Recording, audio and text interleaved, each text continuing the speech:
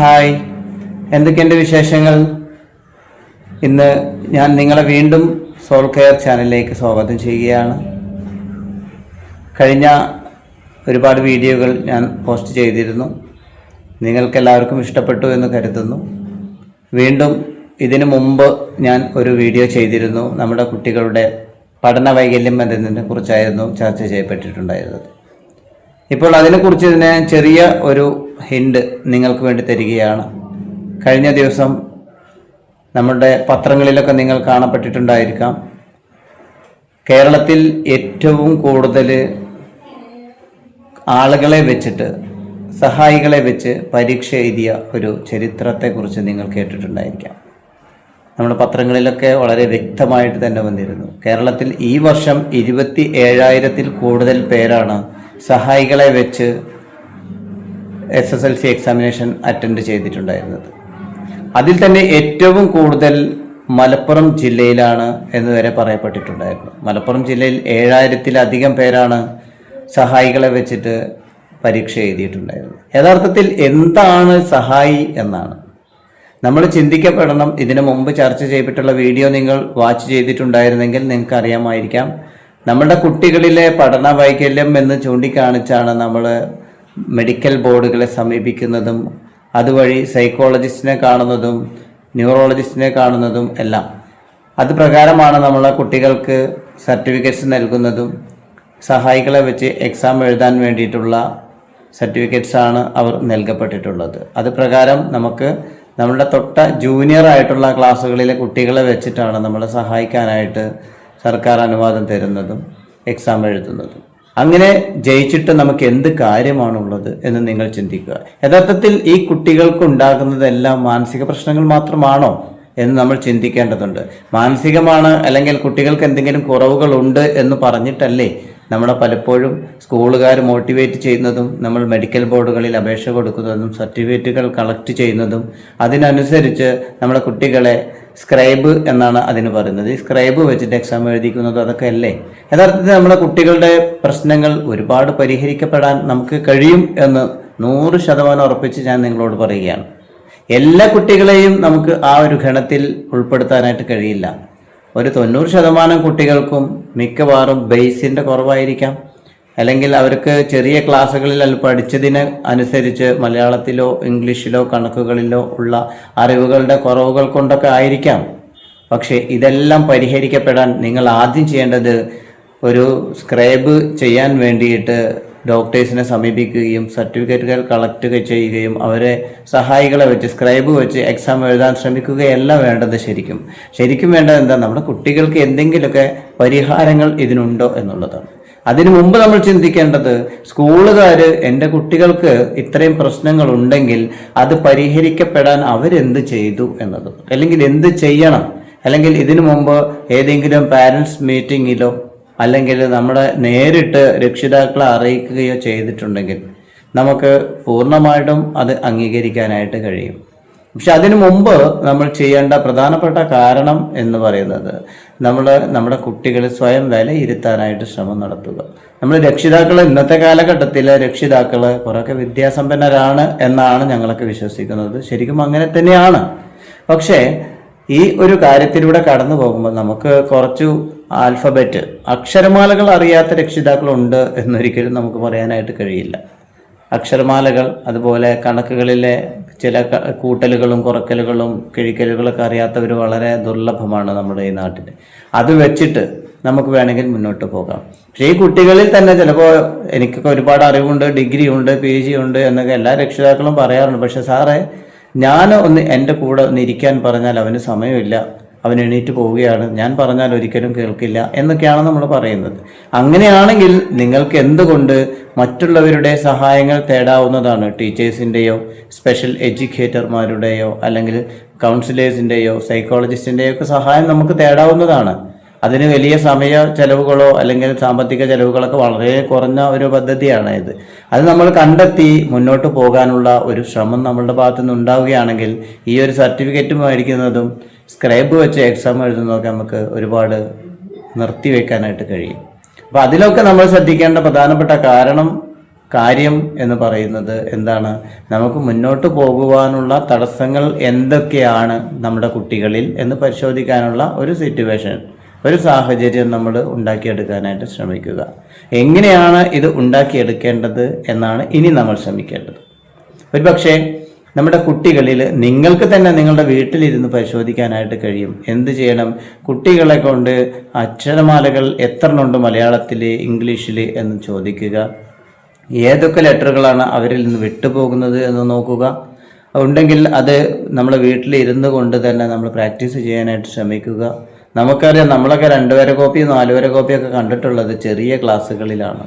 പക്ഷെ നമുക്ക് ചെറിയ ക്ലാസ്സുകളിലല്ല, ഇപ്പോൾ ഞങ്ങളുടെ അടുത്തൊക്കെ വരുന്ന ഇതുപോലെയുള്ള പഠന മേഖലയിലുള്ള പിള്ളേർ അല്ലെങ്കിൽ ബേസ് ഇല്ലാത്ത കുട്ടികൾ ഒത്തിരി വരുന്നുണ്ട്. അവർക്കൊക്കെ നമ്മൾ റെക്കമെൻഡ് ചെയ്യുന്നത് ഇതേപോലെയുള്ള 4 വര കോപ്പിയും 2 വര കോപ്പിയും കൈപിടിച്ച് എഴുതിപ്പിക്കലും കൃത്യമായിട്ട് ഇമ്പോസിഷൻ കൊടുക്കലുകളും കാര്യങ്ങളൊക്കെ തന്നെയാണ്. പക്ഷെ അത് നമ്മൾ ഒരു കുറവുകളായിട്ട് ഒരിക്കലും കാണരുത്. മറ്റുള്ളവരുടെ മുന്നിൽ നമുക്ക് ഒരു കാരണവശാലും ഒരു ചമ്മലുകളൊന്നും ഉണ്ടാവേണ്ട കാര്യമൊന്നുമില്ല. കാരണം ശരിക്കും പറഞ്ഞാൽ സൈക്കോളജിസ്റ്റിൻ്റെ അടുത്തൊക്കെ പോകുമ്പോൾ 1-to-1 മെൻറ്ററിങ്ങാണ്. വേറെ ഒരാളെ നമ്മളുടെ അടുത്തേക്ക് അടുപ്പിക്കുകയോ അല്ലെങ്കിൽ മറ്റുള്ളവർ നമ്മുടെ കാര്യങ്ങൾ രഹസ്യത ചോർത്തി കൊടുക്കുന്ന പതിവോ ഒന്നുമില്ല. അതായത് അത്രക്കും കോൺഫിഡൻഷ്യാലിറ്റി ബ്രേക്ക് ചെയ്യാതെയാണ് നമ്മൾ കൗൺസിലിംഗ് എന്ന് പറയുന്ന ഒരു പദ്ധതി നമ്മൾ കൊണ്ടാടുന്നത് അല്ലെങ്കിൽ നടത്തപ്പെടുന്നത്. അപ്പോൾ ആ കുട്ടിക്ക് പൂർണ്ണമായിട്ടും വിശ്വസിക്കാനായിട്ട് കഴിയും. എങ്ങനെ ഒരു തവണയെങ്കിലും വന്നാൽ മതി. പറ്റിക്കപ്പെടുന്നവരുണ്ടായിരിക്കാം. നമുക്ക് മറ്റുള്ള പല ആളുകളിലും കുട്ടികളുടെ രഹസ്യങ്ങൾ മറ്റുള്ളവരോട് പറഞ്ഞ് ആ കുട്ടികളെ മാനസികമായി തകർത്തുന്ന അവസ്ഥയ്ക്കുള്ളവരുണ്ടായിരിക്കാം. പക്ഷെ എല്ലാവരെയും ആ ഗണത്തിൽ നമ്മൾ ഉൾപ്പെടുത്താതിരിക്കുക. അതിന് പകരമായിട്ട് എങ്ങനെ? അപ്പോൾ ആദ്യം നമ്മൾ PTA മീറ്റിങ്ങിലൊക്കെ നിങ്ങൾ പറയണം, നിങ്ങൾ ടീച്ചേഴ്സ് അല്ലെങ്കിൽ സ്കൂളിൻ്റെ ഭാഗത്തുനിന്ന് ഈ കുട്ടികളുടെ പ്രശ്നങ്ങൾ പരിഹരിക്കാൻ നിങ്ങൾ എന്ത് ചെയ്തു? ഇവരെപ്പോഴും സ്ക്രൈബിനെ മോട്ടിവേറ്റ് ചെയ്യുന്നത് അല്ലെങ്കിൽ കുട്ടി പഠിക്കുന്നില്ല, കുട്ടികളുടെ കാര്യം വളരെ മോശമാണെന്ന് പറയുന്നത് 10ാം ക്ലാസ്സിൽ വെച്ചിട്ടാണ്. ഇതിനു മുമ്പ് തന്നെ പരിഹരിക്കപ്പെടാം. അപ്പോൾ നമ്മൾ ചെറിയ ക്ലാസ്സുകളിൽ നിന്ന് തന്നെ സ്കൂളുകളിലെ PTA മീറ്റിങ്ങുകളിലും ടീച്ചേഴ്സിൻ്റെ അടുത്തും നമ്മുടെ സ്കൂളിൻ്റെ മാനേജ്മെൻറ്റിൻ്റെ അടുത്തൊക്കെ പറയേണ്ടത് അവരോട് റെമഡിയൽ ക്ലാസ്സസ് അറ്റൻഡ് ചെയ്യിപ്പിക്കാൻ എന്ത് ചെയ്യണമെന്ന് ചോദിക്കാം. റെമഡിയൽ ക്ലാസ്സസ് എപ്പോഴും കണ്ടക്ട് ചെയ്തുകൊണ്ടിരിക്കണം. ചിലപ്പോൾ ഒരു കുട്ടിയായിരിക്കാം, ആ കുട്ടിക്ക് ചിലപ്പോൾ റെമഡിയൽ ക്ലാസ്സസ് പ്രൊവൈഡ് ചെയ്യേണ്ടി വരും. അതെല്ലാം പ്രൊവൈഡ് ചെയ്തിട്ട് പോലും അവർക്ക് അതിനുള്ള ഒരു പരിഹാരം ലഭ്യമാകുന്നില്ലെങ്കിൽ നമ്മൾ എന്ത് ചെയ്യണം? നമ്മുടെ രക്ഷിതാക്കളെ അറിയിക്കുകയും അവരെ വേണ്ടപ്പെട്ട സ്ഥലങ്ങളിലേക്ക് കൊണ്ടുപോകാനുള്ള ഒരു ശ്രമങ്ങൾ നടത്തുകയും പരിഹരിക്കപ്പെടാനുള്ള അവസ്ഥ ക്രിയേറ്റ് ചെയ്യുകയും ചെയ്യണം. അത് നമുക്ക് തീർച്ചയായിട്ടും ചെയ്യാൻ കഴിയുമെന്നാണ് എനിക്ക് തോന്നുന്നത്.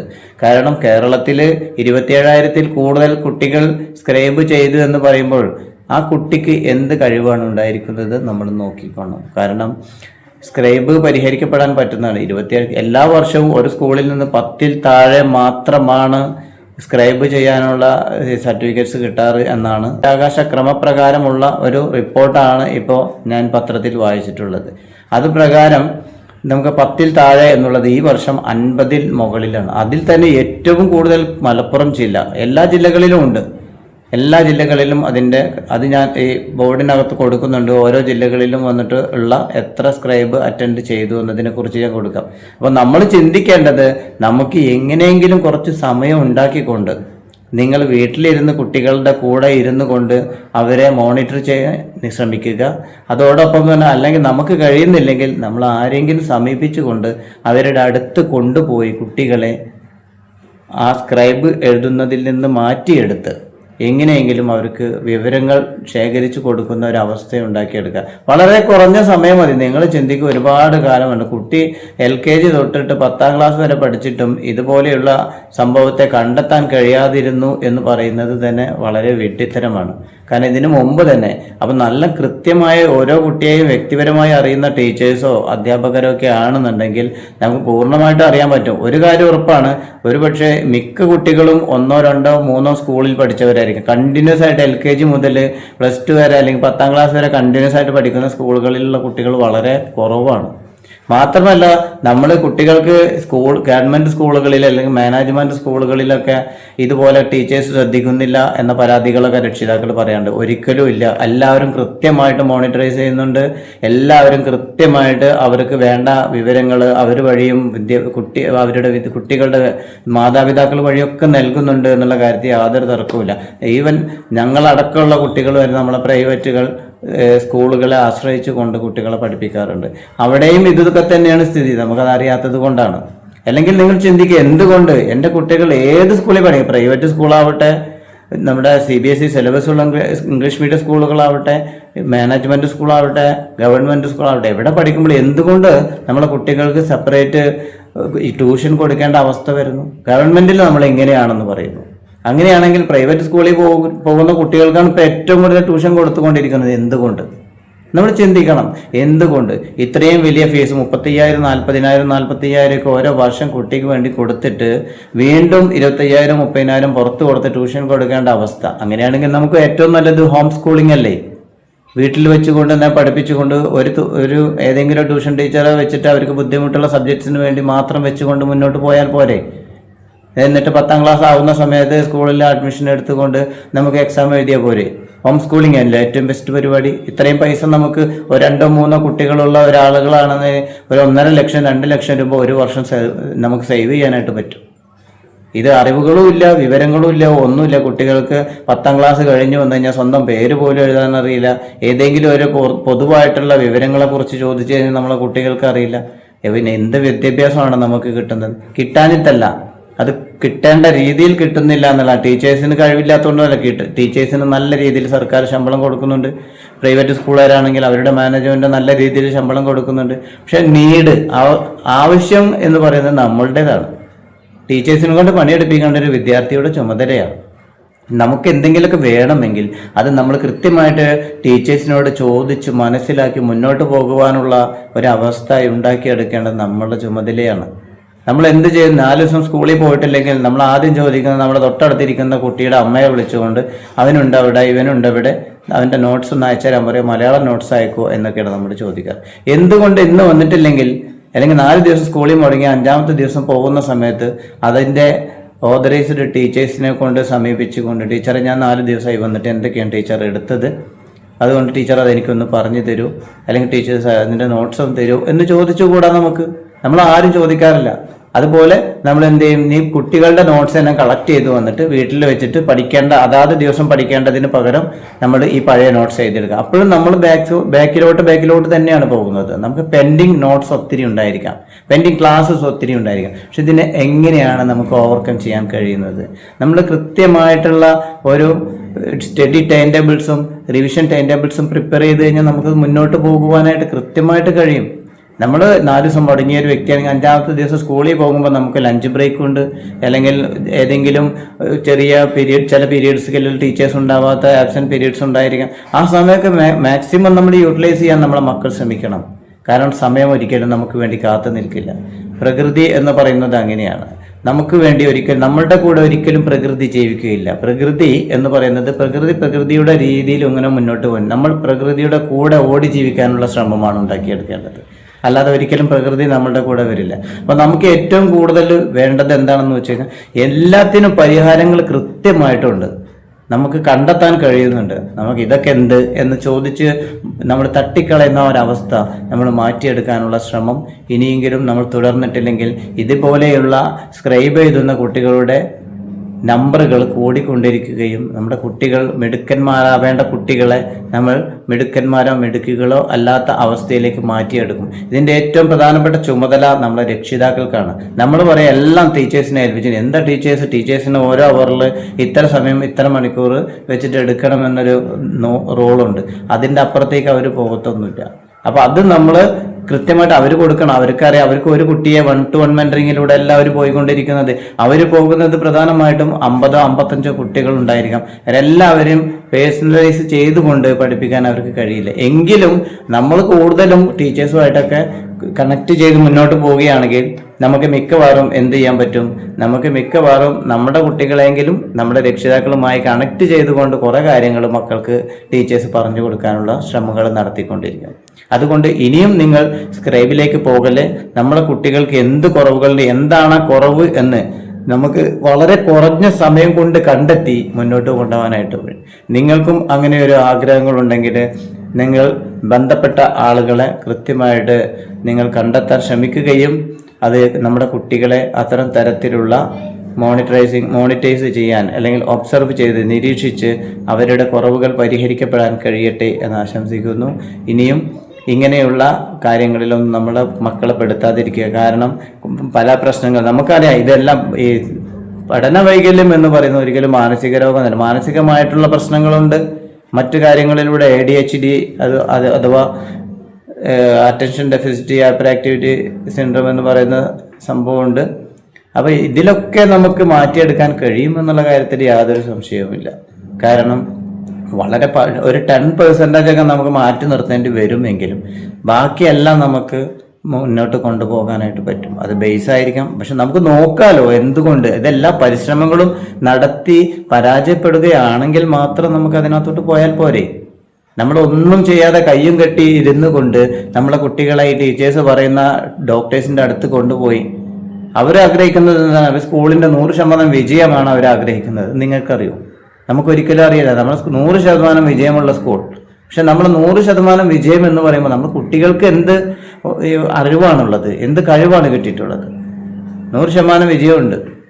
എന്നിട്ട് നമ്മൾ 100% വിജയത്തിൽ വീണ്ടും കൊണ്ടുപോയിട്ട് +1 +2 അവിടെ ഈ സ്ക്രൈബ് ചെയ്ത് നമുക്ക് നല്ല ചിലപ്പോൾ മാർക്കോട് കൂടിയിട്ട് നമ്മൾ പാസ്സായിട്ട് ഇറങ്ങി വരാനുള്ള കാര്യങ്ങൾ നമുക്ക് ചെയ്യാനായിട്ട് കഴിയും. പക്ഷെ ഇറങ്ങി വന്നു കഴിഞ്ഞിട്ട് കുട്ടിയോട് എന്തെങ്കിലും ഒന്ന് ചോദിച്ചിട്ടുണ്ടെങ്കിൽ കുട്ടിക്ക് മോനെതെന്താന്ന് വായിക്കുക തക്കാളി എന്ന് എഴുതി കൊടുത്തിട്ടുണ്ടെങ്കിൽ കുട്ടി തല താത്തിട്ട് അത് എനിക്കറിയില്ലട്ടാ എന്ന് പറയുന്ന ഒരവസ്ഥ. അങ്ങോട്ട് എത്തരുത്. നമ്മളെ കുട്ടികൾക്ക് എന്തെങ്കിലും സ്വന്തമായിട്ട് ജീവിക്കാൻ, അവർക്ക് സ്വന്തമായിട്ട് തൊഴിലുകൾ കണ്ടെത്താൻ, സ്വന്തമായി കാര്യങ്ങൾ എവിടെയെങ്കിലും പോയിട്ട് ബുദ്ധിമുട്ടിൽ പെട്ടിട്ടുണ്ടെങ്കിൽ അതിൽ നിന്ന് രക്ഷപ്പെടാൻ എല്ലാമുള്ള കഴിവുകൾ നമ്മൾ ക്രിയേറ്റ് ചെയ്തു. അവർക്ക് കഴിവുകളുണ്ട്. അത് ചിലപ്പോൾ വീട്ടിലെ സാഹചര്യങ്ങൾ കൊണ്ട് മുന്നോട്ട് പോകാൻ കഴിയാതിരിക്കാം.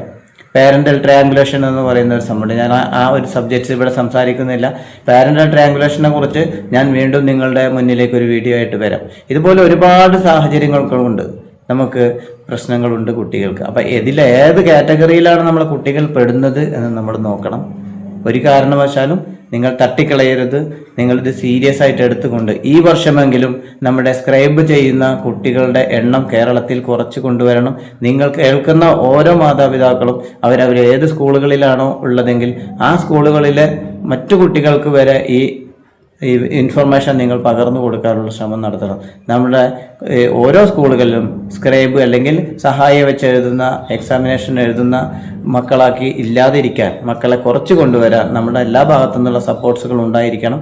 നിങ്ങൾക്ക് ഏത് സഹായമാണെങ്കിലും നിങ്ങൾക്ക് ഞാനുമായിട്ട് കോൺടാക്റ്റ് ചെയ്യപ്പെടാവുന്നതാണ്. ഞങ്ങൾ സോൾ കെയർ ചാനലുമായിട്ട് ബന്ധപ്പെടാം. ഞങ്ങളുടെ നമ്പറുകൾ അതിൽ കൊടുത്തിട്ടുണ്ട്. നിങ്ങൾ ഈ ചാനലുകൾ ഇതുപോലെയുള്ള നോട്ടിഫിക്കേഷൻസ് നിങ്ങൾക്ക് കിട്ടാൻ വേണ്ടിയിട്ട് നിങ്ങൾ ഈ ചാനലുകൾ സബ്സ്ക്രൈബ് ചെയ്യുക. എന്തെങ്കിലും കമൻസ് ഉണ്ടെങ്കിൽ കമൻസ് അയക്കുക. ഞങ്ങൾ കമൻസ് ചെക്ക് ചെയ്ത് നിങ്ങൾക്ക് വേണ്ട നിർദ്ദേശങ്ങൾ നൽകുന്നതാണ്. ഇതുപോലെ ലൈക്ക് അടിക്കുക, മറ്റുള്ളവർക്ക് ഈ ഇൻഫർമേഷൻ ഷെയർ ചെയ്ത് കൊടുക്കുക. Thank you for watching my video Soul Care, the best mind creating centre. Thank U.